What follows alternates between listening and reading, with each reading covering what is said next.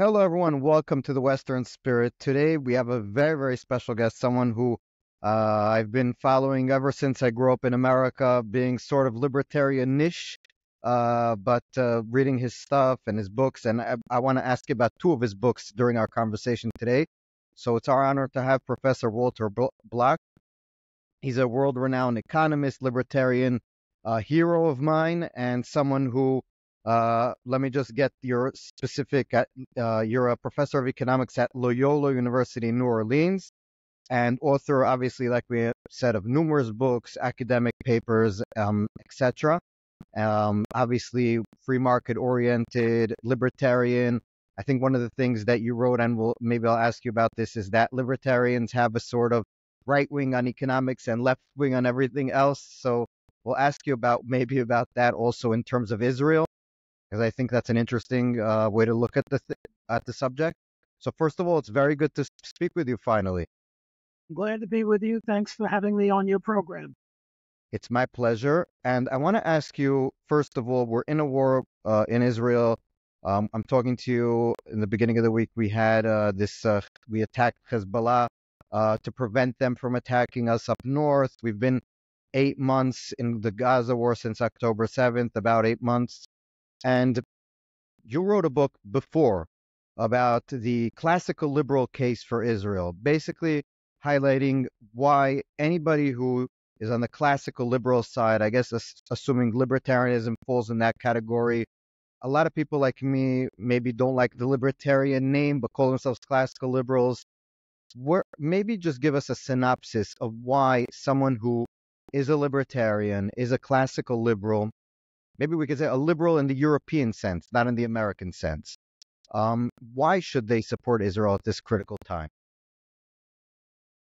Well, I think they should support Israel at this critical time is because the libertarianism or classical liberalism is really predicated on two foundations. One foundation is the non-aggression principle. Justice requires that people keep their mitts to themselves, that they don't engage in violence. Boxing is okay because each boxer has agreed to be punched. But apart from that, all human interaction should be voluntary. Nobody should violate anyone else's rights, whether they're a person or property, which means the only just laws are law against murder, law against theft, law against rape, and that's it. That would be the view. And secondly, it's predicated on private property rights, because suppose I grab that shirt that you're now wearing.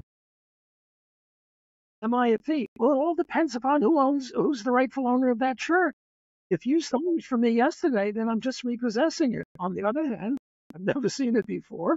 So if I were to go over to Israel and grab that shirt, I would be a violator of rights. So the question comes, is Israel a violator of land rights? Because the Arabs, the Palestinians claim that Israel is a colonial empire and they stole Arab lands. And the key element of private property rights for the libertarian or the classical liberal is homesteading. And we get homesteading from either Baba Metzia, which is a tractate in the Talmud, or more likely from John Locke. And the idea is whoever mixed their labor with the land first is the rightful owner. So I ask, which is above which? The Second Temple or the mosque? Obviously, the Second Temple is underneath the mosque, which indicates that the Second Temple was there way before the mosque, which means that Israel or Israelis or Kohanim or Jews were there first. It's true the Romans kicked them out, but that's irrelevant. It's as if the Romans stole land from the Jews, and now the Jews are repossessing it. So the Jews are the rightful owners of the contested areas. Now, a lot of critics will say, well, the Jewish claim is problematic. Why is it problematic? Because sometimes it goes back 2,000 years ago. But we don't believe that there's any statutory limitations. No statute of limitations. Right. Now, there is a natural statute of limitations, and that is the further back you go in history, the harder it is to prove anything. And the burden of proof is always on the person who wants to challenge the present owner. And let's stipulate that the Arabs are the present owners. So the burden of proof is on the Jews. But the point is, a lot of the critics will say, well, the Israeli claim to the land is flawed. Yeah, it's flawed. Who could deny that? Nothing is perfect when you go 3,000 years or 4,000 years ago. And by the way, the Jews have been at it, what, 5,700 years or something, 5,800 years. I've lost track. Whereas the Islamic people only date 1,400 years ago. In the 6th century, they started in with the Prophet Muhammad. So the point is that the Israelis are the rightful owners of the contested property. They're not stealing land, rather they're repossessing land. So that's one reason to support Israel, because we Jews are the rightful owners of the contested property, and they are trespassing, and they're claiming that we're the trespassers. But I think that if you go back to Baba Metzia, or you go back to John Locke, the libertarian classical liberal position is that the Jews are the rightful owners of that land and not the Arabs, and therefore we should support the Jewish claims, imperfect as they are, but they're much better than the Arab claims. You see, it's which is better. And if you make a claim that the Jew is imperfect, that doesn't mean that the Arab is better. The analogy I sometimes like to say is, my baseball team only bats 100, which is not good. Therefore, we're going to lose? No. It depends upon what the batting average of the other team is. So the Israeli batting average is only 100, which is poor, let's stipulate. But the Arab batting average is 50. So our team is going to beat their team. But a lot of people don't look at it that way. They just say, well, look, the Jewish claim is imperfect, and therefore the Arabs are right. Oh, that's crazy. That's the principled thing about the land. But what about this specific war stipulating from your book? So maybe let me be a little more straightforward about my question. So let's stipulate that everything you said is true, and I, as a Jewish Israeli who lives here, I agree. But the fact is that even let's say that the Arab claims are the rightful claims, we have a situation now where people are living in uncontested lands. The kibbutzim that are on the Gaza border are not contested on any real sense. The partition plan would keep them in the Jewish state. They're not in the West Bank or in Gaza. They're totally internationally recognized as being part of Israel. Even in a two-state solution were it to happen, those areas are not parts that the Palestinians are claiming to. So even if we stipulate, I think the October 7th attack did not happen on contested land. So that I think we should first of all put on the table. And I'll say, just let me ask, just in principle, as a libertarian, does the view of a libertarian say, if it was contested land, do the Palestinians, Hamas or whoever, have a right to go in and kill people and rape them in order to get back the contested land? Because that seems to be the actual argument. So they'll say, yes. Well, there's the deniers that say it didn't happen, but conspiracy theorists, but let's put them aside. If you get them to agree that October 7th did happen, they'll say, yes, but they're freedom fighters. They're freeing the land from occupation, you mentioned colonialism and all that kind of stuff.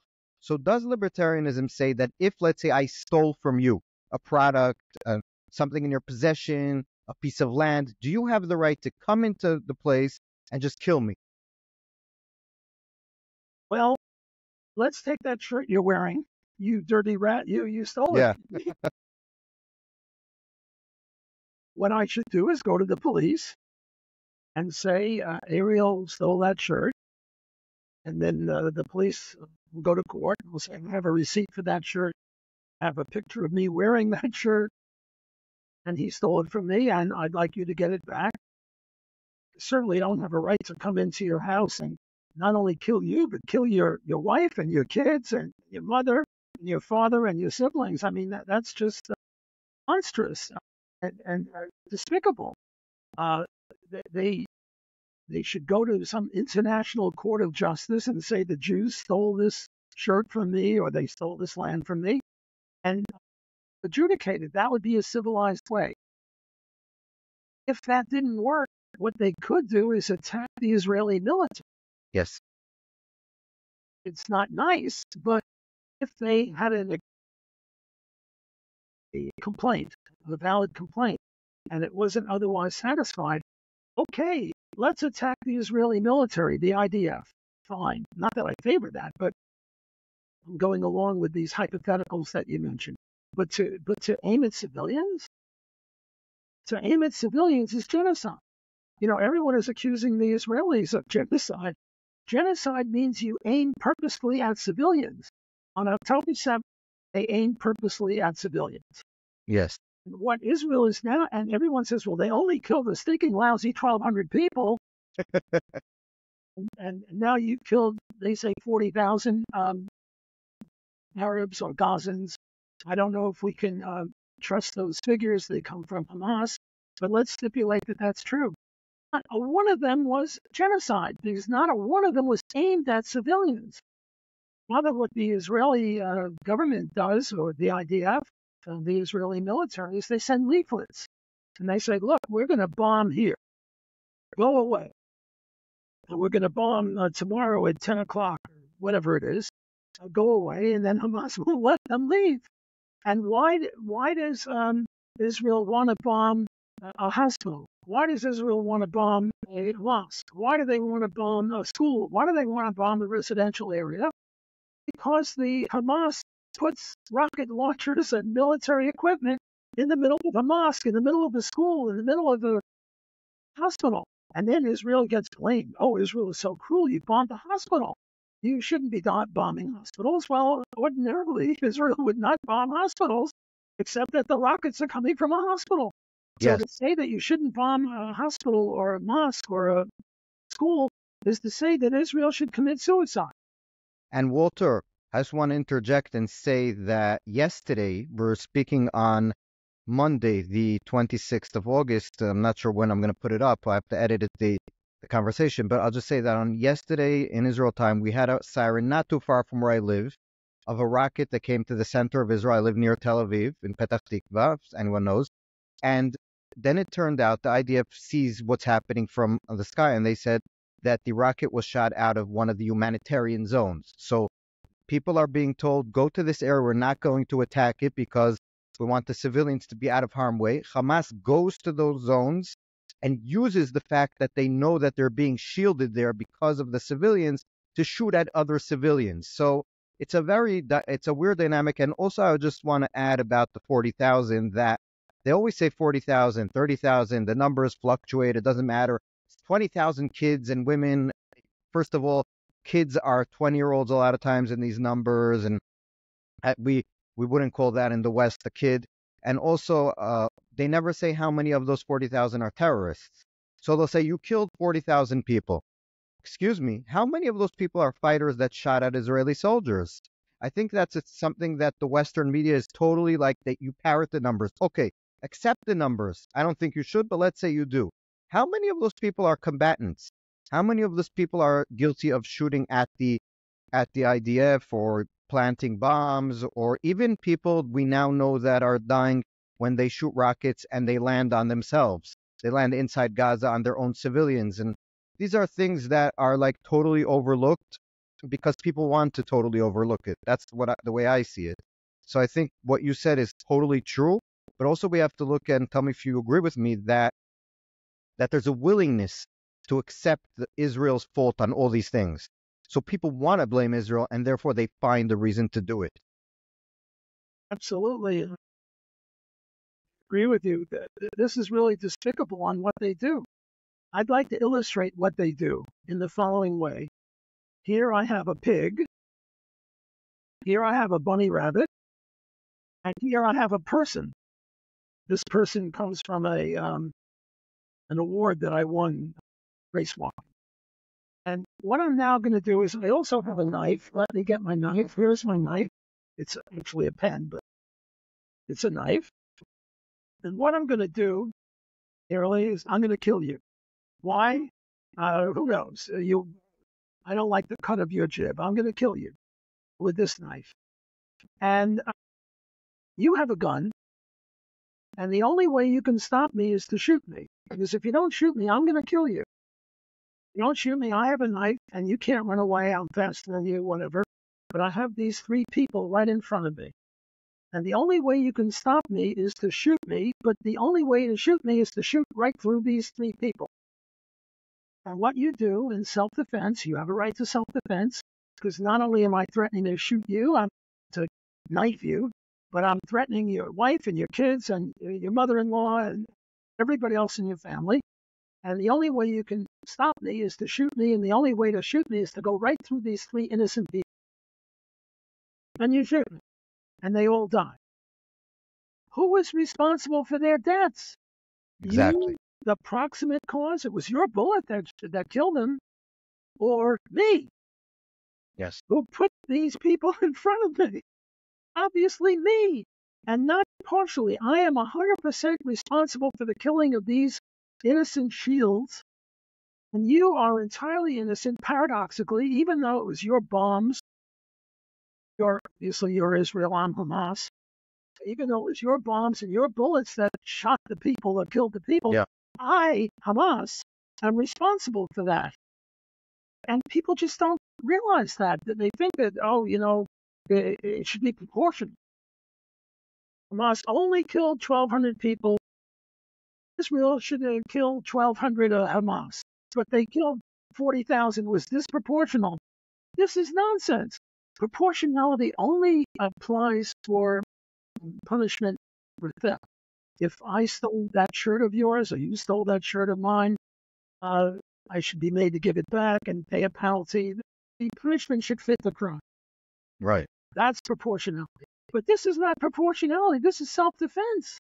And I'm coming at you with shields. Well, the pig and the person and the bunny rabbit, I'm coming at you with them. And this is just despicable that the Western commentators, American commentators, think somehow it's Israel's fault. It's not Israel's fault. It's Hamas's fault because they embed themselves in the humanitarian zones and in the schools and the hospitals. I mean, it's just despicable activity on their part. Yeah. Walter, I want to just so now that we basically laid the framework of where you're coming from and how you base your position also on libertarian thought and philosophy, I want to ask you about something that I read not too long ago, and I saw that you spoke with Gilad Alper in Israel also about shortly, was about you've been involved in, obviously, in tons of different think tanks, libertarian institutions. One of the main big institutions, at least historically, was the Mises Institute. You were a senior fellow there. And basically, it seems to me, and tell me if you think, that from what I read, was that they didn't like the position that you just said. They didn't like the fact that you disagreed with them, at least in principle, about where you thought of the Israel subject, especially vis-a-vis what's happening with Gaza. And therefore, they just kicked you out of the institute, basically. After years, I assume decades that you're there. So maybe explain to us, because I saw you wrote about in one of your articles that you sent me before our conversation, in an opinion piece, you spoke about cancel culture and how this, in a sense, is cancel culture, where people are being fired and their voices being taken because the ideas that they say, whoever holds the power doesn't like those ideas. I have been an associate of the Mises Institute ever since it started. I think it started in 1980, but I'm not sure. But even before that, I was associated with it because I was part of Murray Rothbard's living room crowd. And the way I see the Mises Institute, and I imagine Lou Rockwell, the head of it, would agree with me, that the Mises Institute is sort of what followed from Murray Rothbard's living room crowd. So not only was I part of this group since 1980, I was part of this group way before that, before even the Mises Institute started. And I was a senior fellow, and I was honored, and I was respected, and I was invited to speak at the Mises Institute in the Rothbard Graduate Seminar, and in all sorts of Mises Institute function. And then it turns out that I had an article in the Wall Street Journal with my colleague, Alan Friedman, and Hans Huppy did not much like this article. Hans Huppy is also an associate of the Mises Institute. Similar to me, he and I have had a similar relationship, although I was there before him. He's a bit younger than me. Mm-hmm. His critique of my views on Israel was vitriolic, nasty. It's one thing to say I disagree for these 5 reasons, but he went on to say I'm just a maniac and a bloodsucker. Those weren't his words, but roughly his words. Very nasty. And as a result of that, Tom DiLorenzo, the president of the Mises Institute, wrote a very, very nasty letter. And so did Ryan McMakin.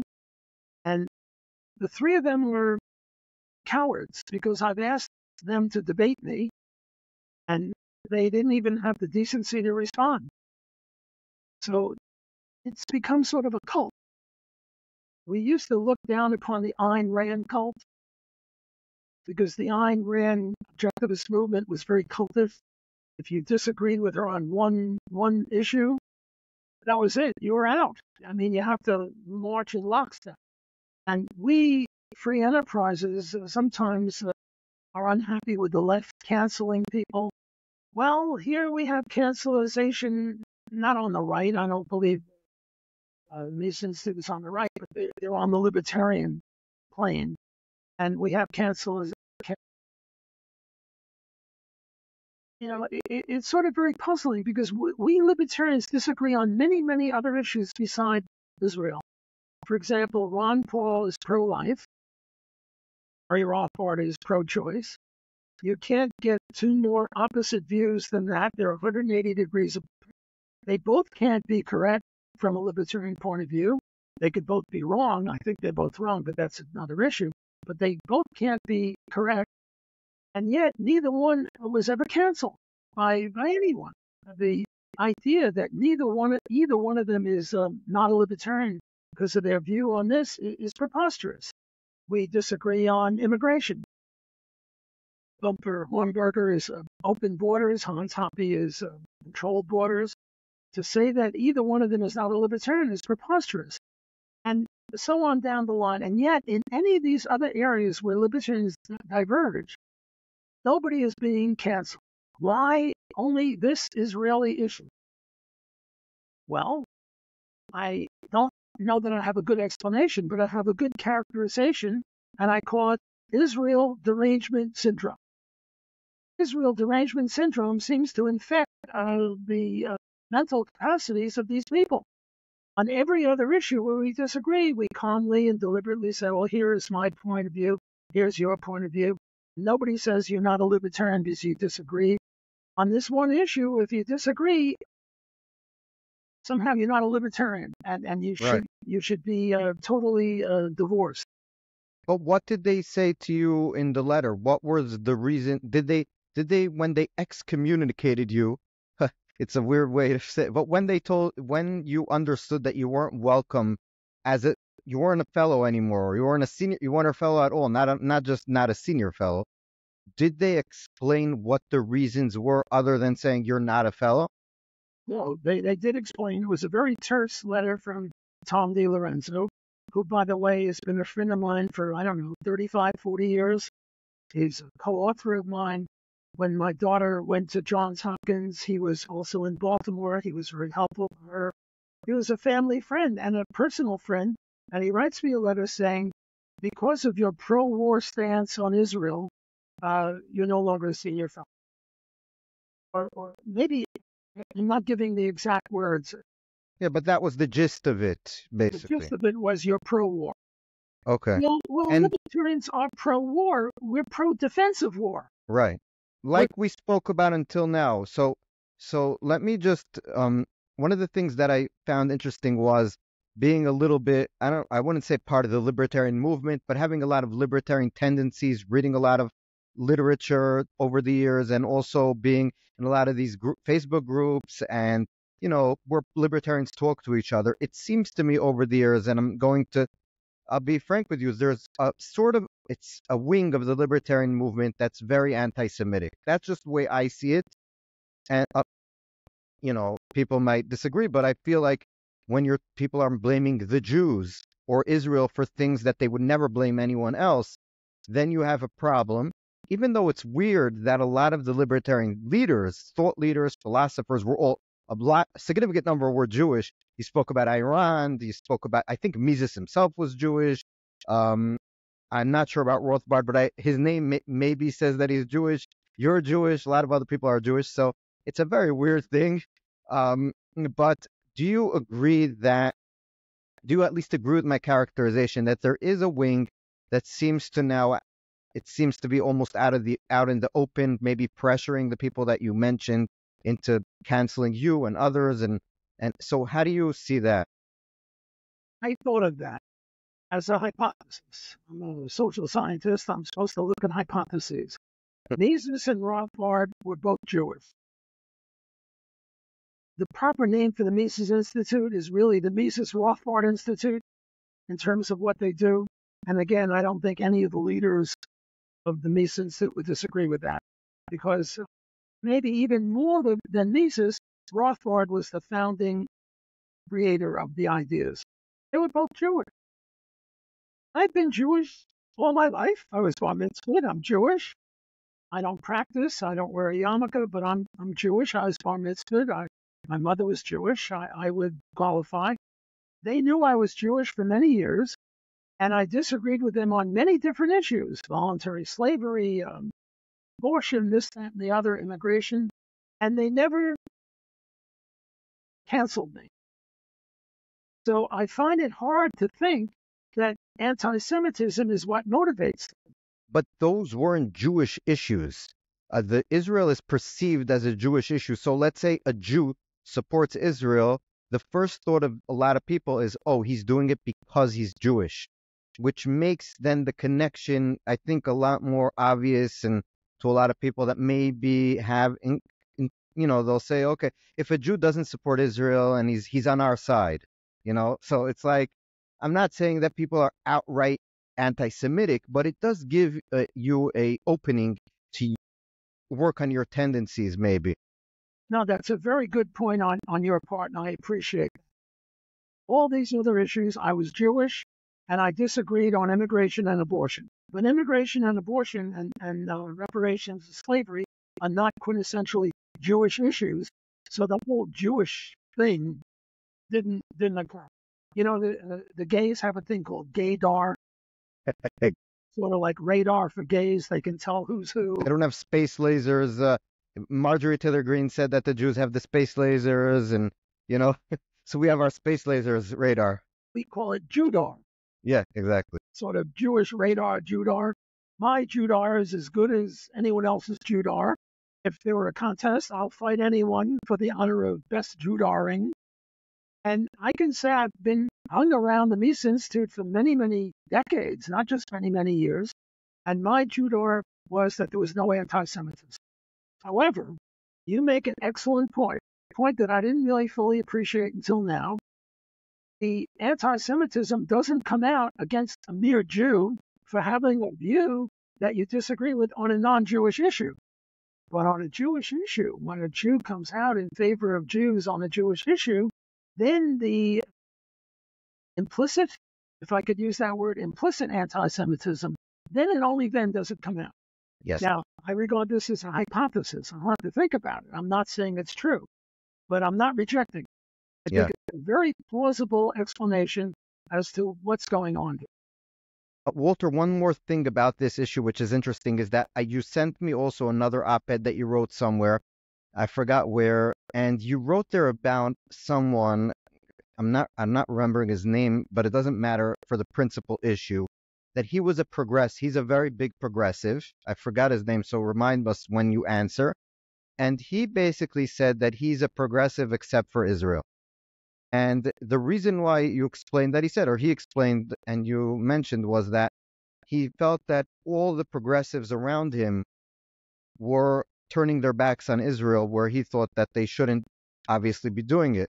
And I thought of it that, and you said you weren't calling yourself libertarian except for Israel because you believed that you were supporting Israel because you also, among other things, you're a libertarian. But one of the things that I did find, I guess, sort of comparable was what you just said, where a lot of the people that you knew over the years, once you came out and said you support Israel, when Israel was in actual need of support, that's when they turned their backs on. And the same thing here. And I did a few episodes with leaders of the Jewish leaders on the left. So we had Larry Summers on, obviously you know who he is, and we've had a lot of other interesting people. And Larry Summers, for example, told me, I think very honestly, that when he was in Harvard as the president of Harvard, he never thought that the Marxists controlled Harvard until now. So he suddenly woke up after October 7 and he walked out and he said, oh my God. Basically, he told me, oh my God, the Marxists, the neo-Marxists, the crazy lefties control my place. And he said, even when I fought with, I think he didn't say this, but basically his implication was that even when he, for example, fought with Cornel West and all these other crazy people there, he still didn't believe that the whole place was controlled by crazy people. So I think maybe also as another question is that, what do you think, how pervasive is this crazy woke ideology that obviously also hates Jews in the universities? You're at a university, you live higher education for more, you mentioned 30 years at the Mises Institute, but much more in general. How pervasive is it? Or maybe we're just exaggerating it. Oh, no, I don't think you could. If you tried, I don't think you could exaggerate it. It's just horrible. I got in trouble once for using the word, what was it? Oriental. You're not supposed to say Oriental. Who knew? I mean, there are Chinese restaurants that have called themselves Oriental, Right. but Yeah. you're not supposed to do it. You're not supposed to use the word Eskimo. You have to call them, I forget what it is. Native Alaskans. Yeah, something. The left comes in and you have to do the right pronouns, and it just goes on and on. I once mentioned cotton, and I was told that you're not supposed to mention cotton because black people, when they were slaves, they were forced to pick cotton. Can you Right. imagine? You're not allowed to. The provost of my university said that she would fire me unless I apologized to a black student who complained that I used the word cotton. What was the context in which you used the word cotton? I was trying to illustrate marginal revenue productivity. And that would hurt, that triggered the student to be so hurt that he felt the need to complain, and then the university to give in to his demands that you apologized. What happened was I said, look, if you can pick cotton at $25 worth an hour, your wage will tend to be $25 an hour. If I can pick cotton at $20 an hour, my wage will tend to be $20 an hour. If somebody else can pick it at $15 an hour, the wages tend to reflect your productivity. Right. I should have used picking apples, but who knew? Who knew you couldn't use the word picking cotton? I mean, I had a full head of hair before this, and look at me now. I pulled off. Right.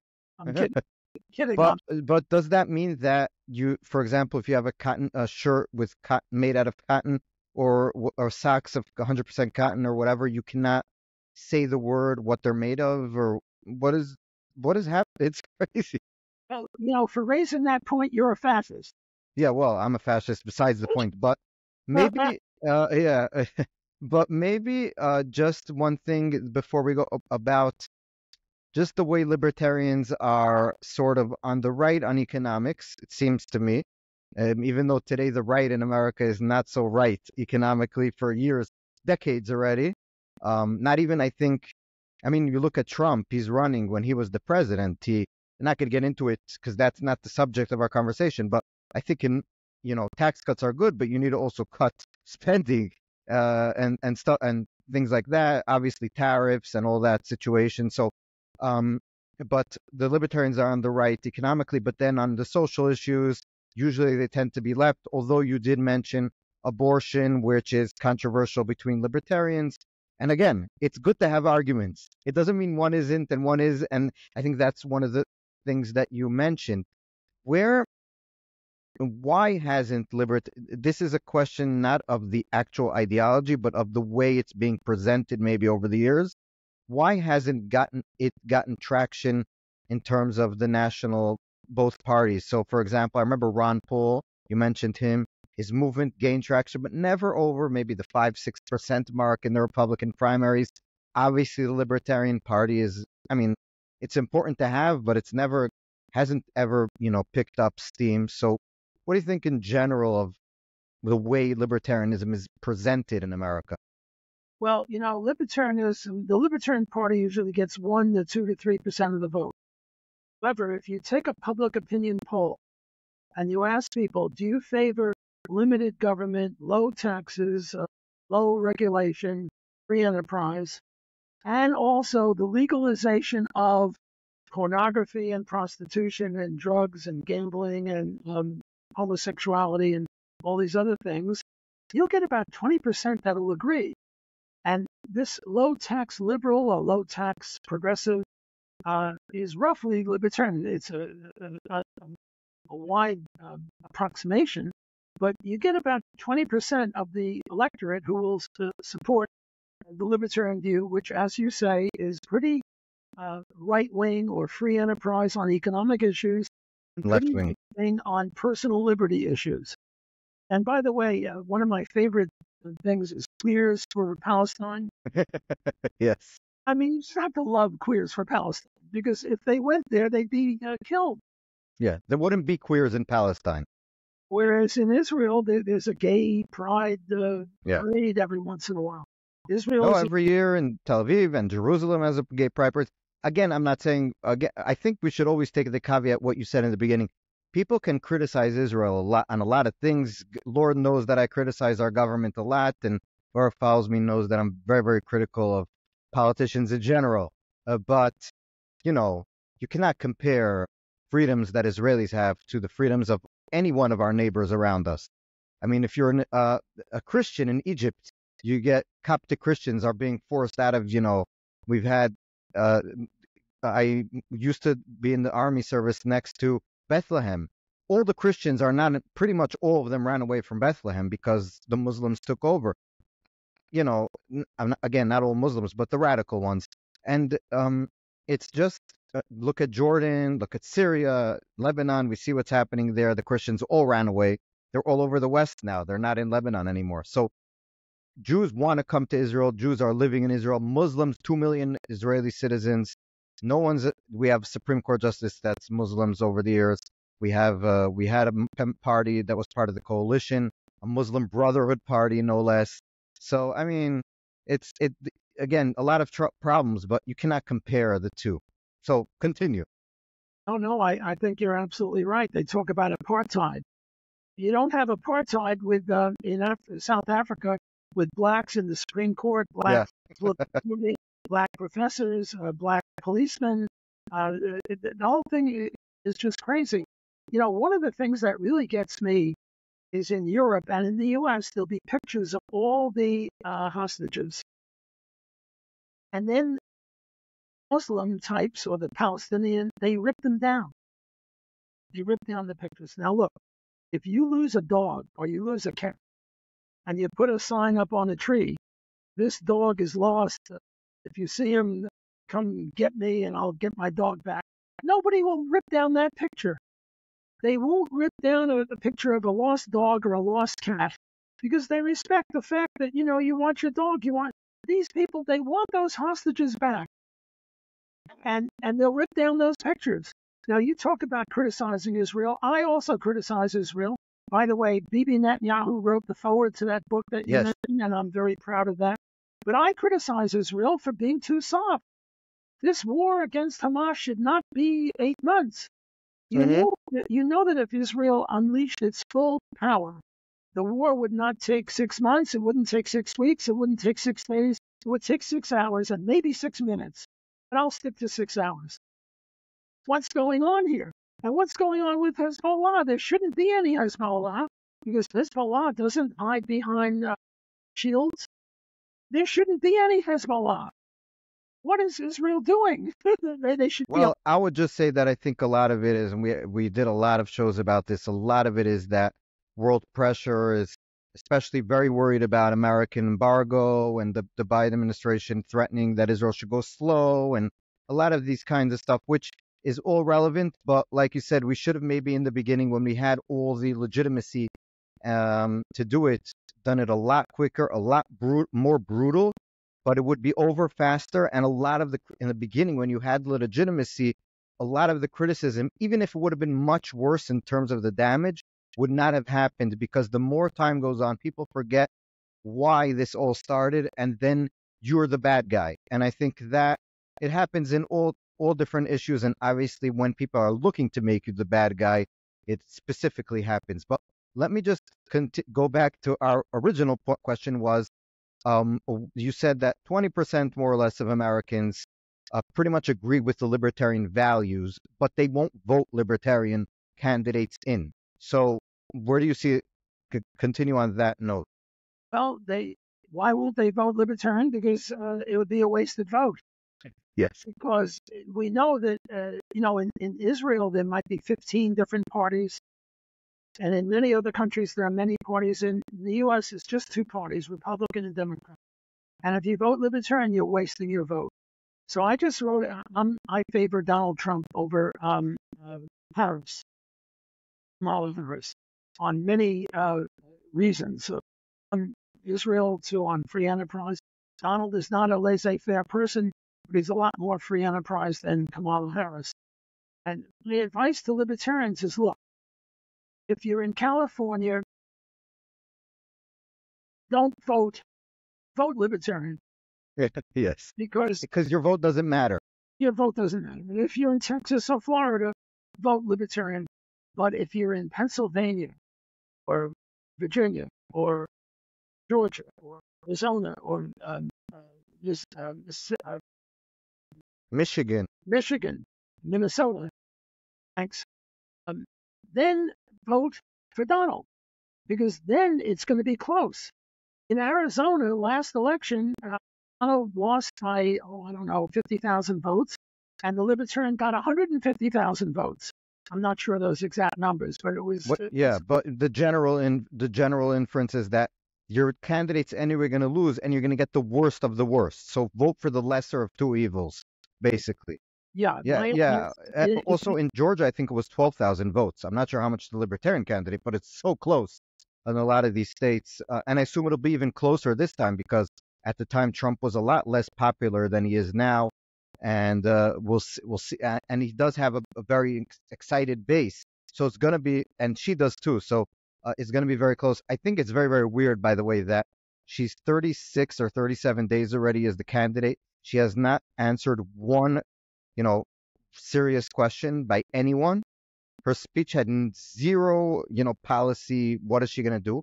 Her only policy was that she stole the no tax on tips from Trump, like 2 months after he said it in Vegas. I'm not sure that the policy is good in terms of, you should have a flat tax rate either way, but that's besides the point. The point is she stole it from him. That was the only policy that she gave. So I have to correct you. She does have a few more policies. One of them is to close the borders. Yes. Weeks ago. Another one is to have price controls or Yeah. So she has mentioned. The point I think that you're making is that she hasn't subjected herself to an interview. Yes. And all she does is read from the teleprompter, just like Joe Biden did. Why? Because she's an extreme lightweight. From her point of view, that's what she should do. And she's probably going to win that way if she continues, because no one in the media seems to care. So it's like you have an entire chorus. Every American who's not really into politics opens his TV, puts on his radio, and he hears how great she is. And she's not getting challenged. And no one is demanding really for her to be, to be answering tough questions. So why not? Anyway, that's just a side note about. I just want to ask you about a few more like hot topic issues. You mentioned Ayn Rand. I just in a short, succinct question. Did you ever meet Ayn Rand? That's my first question, because I remember I think that you did that. I read somewhere that you spoke about it. And what kind of a person was she, and how was she really a leader of a cult in the way that you explained? Meaning that if someone disagreed with her, would she excommunicate him? Well, to give a little bit background, by the way, she converted me to libertarianism. But to give a little bit of a background, I went to high school with Bernie Sanders. We were on the same high school team, track team. He was one of the best runners in the city. I was a mediocre runner. So you're from Brooklyn? Both from Brooklyn, yeah. Me too. Wow. What high school did you go to? Well, I was born in an ultra-Orthodox family in Crown Heights. So it's a different world. Bernie and I were in Madison High School. And my views were roughly the same as Bernie's. So anyway, I'm in Brooklyn College now, along with Bernie. We overlapped 4 years in high school, 1 year in college. And Ayn Rand came to speak. And I came to convert her to socialism because socialism was proper. And, and what happened was, at the end of her speech, they announced that the Ayn Rand Study Club, or whatever they were called, that had invited her, was having a lunch in her honor, and anyone could come. And I came because I wanted to convert her to socialism. And there was this long table, maybe 100 people on each side. And Ayn Rand was sitting at the head of the table, and her chief lieutenants, Alan Greenspan, Daniel Brandon, Leonard Peake. By the way, I'm just stopping you with the story that Alan Greenspan, people forget that he was a libertarian, the head of the Fed. It's a very ironic thing. Maybe one day I'll do an episode with you just about that, because we could talk about that for an hour, more than an hour. So continue. So anyway, I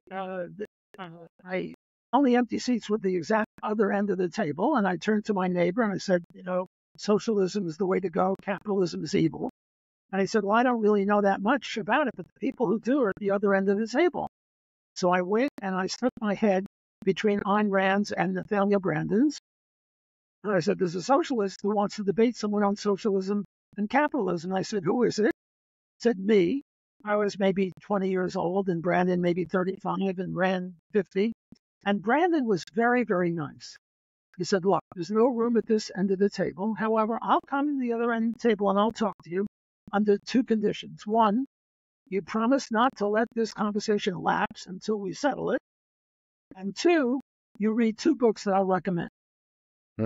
Books were Economics in One Lesson by Henry Hazlitt and Atlas Shrugged by Ayn Rand. I read the books. I came to his house, to Ayn Rand's house. We talked. I brought my roommate with me, and I was converted. I was now a libertarian. Ayn Rand was a cult leader. I have a soft spot in my heart for her, but the truth is the truth, and she was a cult leader. At the Nathaniel Brandon Institute lectures, if you asked her, well, on page 42, you said this, could you explain or elaborate? That would be a fine point. You said, on page 42, you said this, and on page 90, you said that, and I see a contradiction between the two. You know what she would say? She'd say, get out. Get out, and you're off the mailing list? I mean, that was a cult.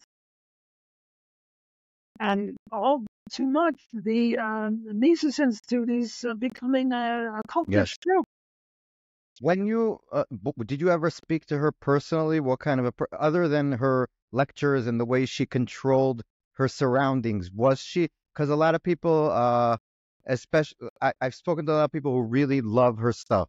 To this day, the amount of people that she influenced with her novels, especially, are it's unbelievable. You mentioned Atlas Shrugged.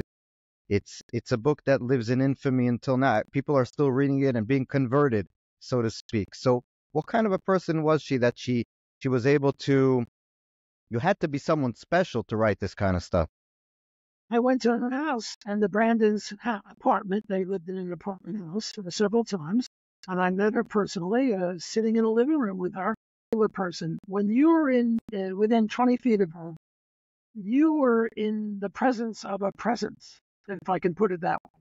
She had flashing eyes. She was just a magnificent intellectual. She was a wonder to behold. It was an honor. Sorry. I don't know how to I know how to do this, but it won't happen again. Continue. She was a spectacular. She had personality to the nth degree. She was a magnificent person. She was brilliant. She was inspirational. She had charisma. off the charts. And on virtually everything, she was correct. I disagree with her on anarchism, but she was a full free enterpriser. She loved Ludwig von Mises. Nobody who loves Ludwig von Mises can be all bad. She was not all bad. You know, sometimes people ask, well, what's the best way to convert people to libertarianism? And my answer is, there's no one right way. And why do I say that? Because I ask, well, who are the two most successful people in converting people to libertarianism? Ayn Rand for my generation, Ron Paul for your generation. And yet their personalities were the opposite. I mean, Ron Paul is a sweetie pie. I mean, it's got sweetie pie written right on his forehead. If you called Ayn Rand a sweetie pie, she'd smack you in the face.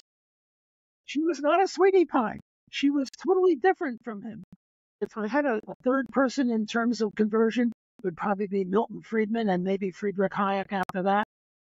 I think Mises and Rothbard were better libertarians than most of those, but they didn't have as big a megaphone. But she and Ron Paul, I think, are responsible for more conversions to libertarianism than any other two people. And they were just the exact opposite in personality. Their views were very similar. They were both limited government libertarians. They were not anarchists. They each believed that a limited government with armies to keep foreign bad guys off of us, police to keep local bad guys off of us, and courts to tell the difference. That's pretty much for government, and there's nothing more to government than a welfare. By the way, Walter, did you ever meet, I assume you met Milton Friedman. He seems to be in personality, a very, very sweetie pie, like you'd say, like Ron Paul. Is that just from the videos? Could that be true? No, I have interacted with Milton on many occasions. I was honored to have a debate with him. What happened was I criticized Hayek, and I really felt badly because Hayek wrote the most magnificent foreword to one of my books, Defending the Undefendable. He compared me to Mises. I thought he was drunk when he did that. But I criticized Hayek in his Road to Serfdom for giving the store away, for not being as laissez-faire as he should have been. And Friedman and I got into a debate. We had 4 or 5 back and forths. One of my best honors is to have someone like Milton Friedman debate little old me. Milton Friedman was a sweetie pie also. He had a brain, a magnificent brain. He was a brilliant man.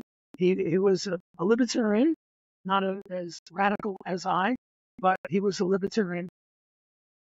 I would put him in 3rd place in terms of just numbers of people converted. And also, I think he must have been the mentor for maybe 500 PhD dissertations at Chicago. So not only does Milton Friedman get credit for those 500 people who he influenced, but he gets credit for all the students of those people. Yeah.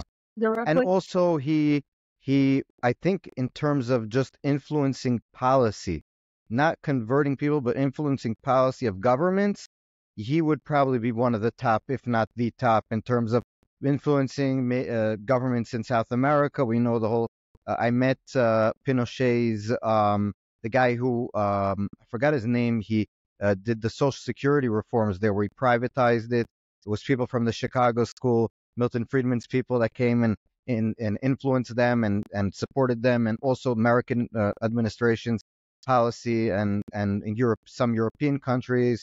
I think Thatcher really admired him over the years. So in that sense, he was. I want 2 more questions from you because we've been talking about a lot of different stuff and back and forth. So my first question is a much easier one. I think we touched about it a little bit about immigration. So the world right now, Europe is on fire. And one of the things the main reason I think is immigration. And at least that's what people are angry about. That's what they're saying. They're going out into the streets and saying, we're bringing in millions of people. We have Great Britain burning in the past few months, bringing in hundreds of thousands of people that disagree with our values, that are a leech on our system, that don't learn the language, that get welfare checks and benefits and live off the government. So, what are your views? Because you sort of touched on it, basically saying that you disagreed with some of the people. So maybe explain to us what are your views on immigration, and should maybe even those who support, if you do, just open borders, have to have at the same time a total cut of the welfare system. So if, for example, you support totally free flow of immigration, you cannot have it at the same time like we have today with such a big welfare state. Does that make sense with what I'm saying? Before I answer your question, I'm a professor. I'm never supposed to answer a question directly. Let me just say that what Europe did is kicked out the Jews who are coming up with cures for polio and winning Nobel Prizes in science and making inroads in medicine and pharmaceuticals and making contributions to arts and letters and everything.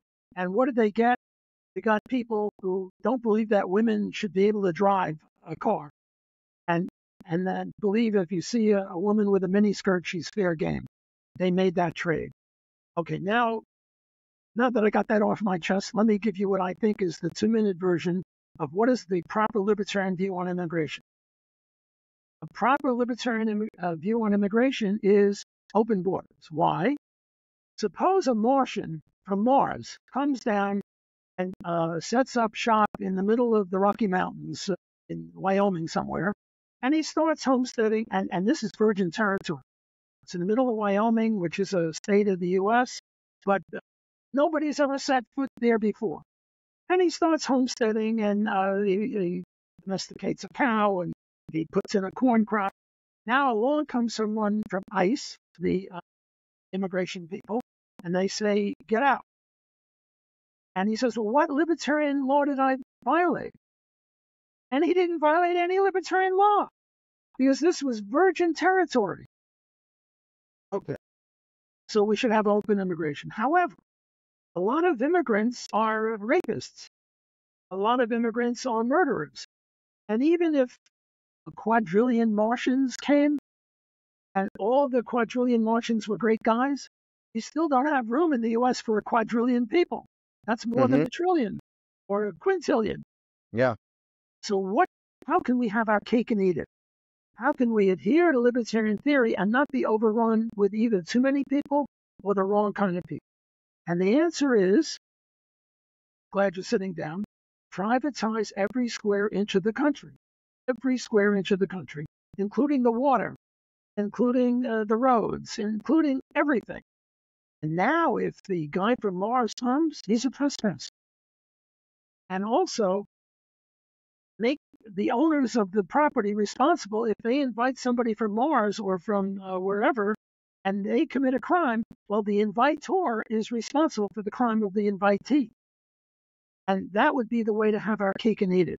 To adhere to libertarian philosophy and also it shouldn't be a suicide pact. Right. But let's say we don't do, because most people would be against it, because most people aren't libertarians. So, like we said, they don't get a large share of the vote. So, would it be just as a practical level? So, one of the things that you mentioned that you're going to vote for Trump. One of the things that Trump's big thing is illegal immigration. And when you see, for example, he trots out, in a good way, I'm saying, the people who have been hurt by crime that illegal immigrants have done to them. For example, a lot of people spoke about Laken Riley, who was murdered and raped in Georgia by a young girl by a illegal immigrant. Or yesterday, he had a woman who was her daughter, I think, also was raped, and he went to the border in Arizona and spoke with these families who suffered the worst of the worst crimes. And he keeps on saying, "I'm not against immigration. I'm for immigration in an orderly and where we can check who's coming in." And my question is, just in terms of a practical level, if Donald Trump came to you and said, look, we're not going to be able, just in terms of political capital, to be able to privatize everything. That's just the fact of the matter. Should the U.S. adopt a policy where it makes, first of all, shrinks the welfare state? So it wouldn't be incentivizing people who are deadbeats to come. So you're getting free hotels, you're getting free stuff, you're getting food stamps in some of these places, you're getting driver's license or the equivalent of in some of these states. You're getting a lot of the things that you'll never have in a third world country as an illegal citizen, non-citizen of some of these states. So first of all, we should do that. That would be the number one thing. And that way you disincentive, because you're an economist, knows incentives. That's number one. And the second thing, I think, just tell me if you agree with it, is that, again, political capital saying that we can't privatize everything, which I do agree we should be thinking about if we had the political capital. But if we don't, should we therefore, as a country or as a society, whatever you want to call it, think that when we let people in, check who they are in terms of how they can, will they have a job? Will they contribute to growth? Will they not be on society's back, because we're not going to.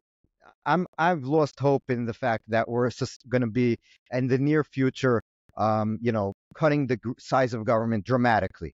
I'm sorry, it's just I'm sad about it, but that's you've been around, so. So should we at least do those kinds of things? By the way, those licenses, driver's licenses that they get, they can sometimes use them to enable them to vote. Yes, in local elections. Although nowadays you hardly need anything to vote. My dog and my cat, this pig and this rabbit, they can vote also. It's not fair. You shouldn't have to have any proof to show you can vote. Although if you want to get on an airline or you want to do pretty much anything, you have to show identification. But for voting, you don't have to do that. Look, first of all, there shouldn't be any welfare anyway. Zero. Yes, exactly. That's true. Private charity for the poor. So there shouldn't be any welfare anyway, even apart from immigration. But what you're saying is much closer to libertarianism than this open border thing that we now have. It would be closer, but as a libertarian, look, the minimum wage law, I'm against the minimum wage law. I think minimum wage law ought to be repealed. Would I favor a reduction in the minimum wage law or a increase? I would favor a reduction because it would unemploy fewer people. But the libertarian view is to get rid of the minimum wage entirely. The libertarian view is to get rid of welfare entirely. And the libertarian view is to have open borders and control in a different way through private property. But the scenario you sketch out is closer to the libertarian view than the democratic view. Yes. I want to ask you one last question before we finish. You mentioned Hayek writing you wrote a book in 1976, which became a iconic book in terms of libertarian thinking and just the debate within libertarian circles about different things. And like you said, Hayek wrote a lot of nice things about it. I think you mentioned now, and that's why you felt a little bit uncomfortable, saying not, criticizing him. But I just want to say you wrote the book that was called Defending the Undefensible. And in the book, if I remember correctly, and I wrote this down to myself, you basically said that a lot of people that are stigmatized because of the things that they choose to do. And those things specifically are things that don't infringe on others' rights. So I remember I wrote down to myself a few and each chapter basically looks at a different profession or a different trait. And so you wrote about, obviously you mentioned even here, prostitutes. You mentioned, what else did you mention? I just want blackmailers, right? Which is an interesting. You mentioned litterers, I think I have here, and a few other ones. Point is, I wanted to ask you a question about it. First of all, have your views changed on any of the specific professions that you mentioned in the book? And secondly, if you can explain just in general a few of these. For example, blackmailers. Most people would say blackmail is somewhere I'm coming to you with, let's say I have a naked picture of this guy, and I'm coming to him and say, I'll release the naked picture. It's just going to hurt your career. Give me this and this money. I'll destroy the picture. So maybe that seems pretty infringing on other people's rights to most people. So maybe just explain to us how you framed it. Right. Before I do that, just let me mention very briefly on prostitution. Just because you want to legalize prostitution doesn't mean you favor prostitution. Obviously. At least it should be obvious. Well, it's not obvious. That's why I have to say it, because Yeah. people think if you want to legalize it, you favor it. Look, I had a mother. She passed away. I have a sister. I have a wife. I have a daughter. I wouldn't want them to be prostitutes. I think that that's not a nice way to operate. But if they were a prostitute, I wouldn't want them to be arrested for consensual adult behavior. But I oppose prostitution. So just because I want to legalize X doesn't mean I favor it. And that Yeah, it's the same thing with drugs. I'm for legalizing marijuana, but I've smoked some in college and that's it. So, I'm not for it and I wouldn't want my kids to do it. Precisely. That's a very good example. The same with pornography, gambling, whatever. Okay, now for blackmail. The argument against blackmail is, if I show this picture of you naked with some lady who is not your wife, it'll ruin your reputation. You lose your job, you lose your wife, your friends won't like you, and your reputation is pretty important. Your reputation is probably more valuable to you than your whole house. I mean, what's your whole house worth? I don't know, $500,000, something like that. Your reputation is probably worth more to you just financially than that. So I'm stealing something from you, and therefore we just said theft is illegal. So what's with this view on blackmail?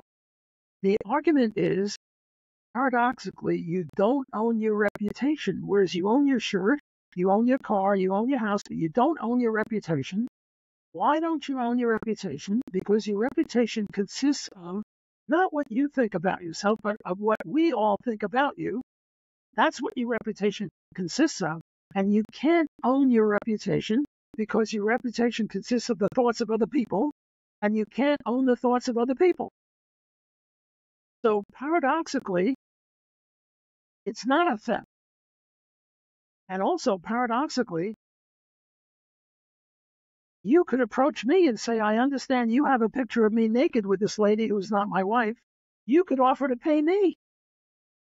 What I'm selling you is the silence. I'm saying, look, give me $1,000 and I'll rip up the picture, and I don't have copies, and I promise I'll contractually obligate myself not to use this picture. Give me $1,000. We both gain, because you value your reputation more than the 1,000, and I value the 1,000 more than the fun of ruining your reputation. So we make a deal. Now, But does that also have the same in terms of, you mentioned, for example, prostitution or drugs, where you're saying, I favor it to be legal, but I wouldn't want to do it or any of my family to do it. Does the same go for blackmail? Meaning, like, I think it's immoral to blackmail, but I don't think the government should intervene. Does that same That's one way to look at it. That's a possible way to look at it. On the other hand, there are benefits to blackmail. Why am I blackmailing you? Because you did something wrong, immoral. You were in bed with another lady who was not your wife, and if you're subject to blackmail, you'll do it less likely. So there are. But one thing that I'm sorry for interrupting you because it's an interesting thing, is that in today's world, we were talked about cancel culture, that maybe a lot, for example, you mentioned cotton, or, things change over the years. So a lot of people lost their jobs and reputations because of things they said 20 years ago that were totally fine then, and then today they weren't. So let's suppose a blackmailer comes to you and says, or to me, and says, 20 years ago, you said in some video that was filmed without your knowledge, just like the pictures of the lady that you're with, but nothing that you did that was immoral. All you did was say something that at the time was perfectly fine, but by today's standards of the crazy woke people, they'll destroy you. They'll come to your house if they know that you said this. So is there a sort of, when you think about it that way, there's something very immoral where you're taking someone who did something perfectly fine 10 years ago even, because standards change so quickly today. And it's not even something immoral. It's just you said something, and then your whole life could be destroyed. Before I answer it, again, I have to get off the subject. You said you were sorry for interrupting me.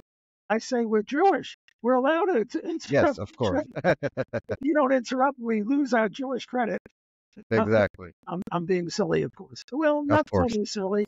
I remember there was a Woody Allen movie that showed two families, the Shiksa and the Goyim, and they were saying, please pass the butter politely, and the Jews interrupting each other and yelling and screaming. So it's quite all right. Now, what I said was that the blackmail situation is complicated. On the one hand, it will help reduce immorality. You use the N-word. Well, if I can blackmail you for using the N-word, you're less likely to use the N-word, and let's stipulate that using the N-word is a bad thing. So on the one hand, there is some benefit to blackmail, a social benefit, if you want to call it. On the other hand, you're making a good point that it's unfair and unhappy that what you did 20 years ago comes to haunt you. So I think it's a complicated issue. Just because you're right doesn't mean I'm wrong. We're both right. It should be legal to blackmail, and also there are some benefits and there are some negatives to it. Yes, exactly. And I would also say that as a society, as people, when let's say someone blackmails you for saying something that you think is fine, but just then you should just not give in. You should say, I mean, I know that some people, it's not easy because you might actually lose your job and because it has happened. But if you're in a situation where you can sustain the damage, you're winning for all of us. Meaning that if you don't give in to this, it'll be less likely for people to do it. And just as a principle, it's a moral thing to do for others. And without government even talking about it, just putting the government thing aside, if someone comes to you, Walter, and says, you said this and this word 30 years ago, I'm going to print it if you don't give me this and this money, you should tell them, go screw yourself. Well, say that I said it. Instead of go screw yourself, there's a very famous statement, publish and be damned. Exactly. No, that's the point. You'll say I said it, and I'll say I said it, and I'll just say that I'm fine with it. And maybe my standards changed a bit over the years, but that was me, and that's me, and accept me. And if you don't accept me, it's fine also. I really want to say that one of the interesting things that I wanted to ask you about, we're talking too long, which maybe I'll ask you to come back because it was so enjoyable, is libel laws, because I think that's a lot of the stuff that we spoke about, because blackmail, just in general, could be construed in a lot of different situations.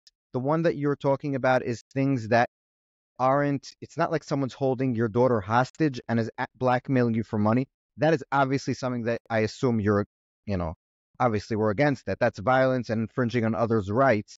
So we're talking about things that are speech, basically. And so I think it would be interesting to have a conversation with you about libel laws and what you think about it. But that's for a different time. And also about Alan Greenspan, we said we'll talk about. And I had questions about Mises and Rothbard and all these people. So I want to say that it was thoroughly enjoyable to talk with you.